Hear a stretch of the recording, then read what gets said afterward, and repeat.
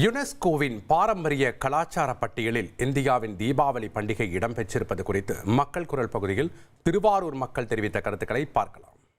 இந்தியாவில் பாரம்பரியமாக கொண்டாடப்படுகின்ற தீபாவளி பண்டிகையை யுனெஸ்கோ ஒரு கலாச்சார பண்டிகையாக அறிவித்திருக்கிறதாக கஜேந்திர சிங் ஷெகாவத் என்ற அமைச்சர் அறிவித்திருக்கிறார்.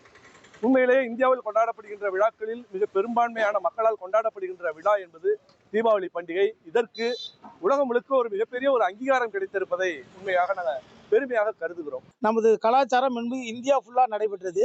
இப்போது உலகம் ஃபுல்லாக நடைபெறும் போது நம்மளோட கலாச்சாரம் பண்டிகையை பற்றி எல்லாருக்கும் இன்னும் அதிகமாக தெரிய வரும்.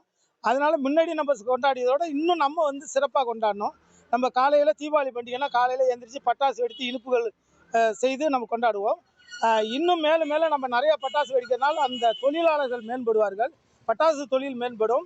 அதேமாதிரி கதர் ஆடை அணிவதனால் கதர் தொழில் செய்பவர்கள் அவர்களுக்கும் மேம்படுவார்கள். இந்தியாவில் பட்டாசு வெடித்து தீபம் ஏற்றி புத்தாடை அணிந்து மக்கள் கொண்டாடி வரக்கூடிய ஒரு தீபாவளி திருநாளை யுனெஸ்கோவில் சேர்த்திருக்காங்க. நான் பெரிய ஒரு மகிழ்ச்சிகரமான விஷயம். அந்த பொதுமக்கள் சார்பில் நான் வரவேற்கிறேன். மக்கள் குரல் பகுதியில் திருவாரூர் மக்கள் தெரிவித்த கருத்துக்களை நாம் பார்த்தோம்.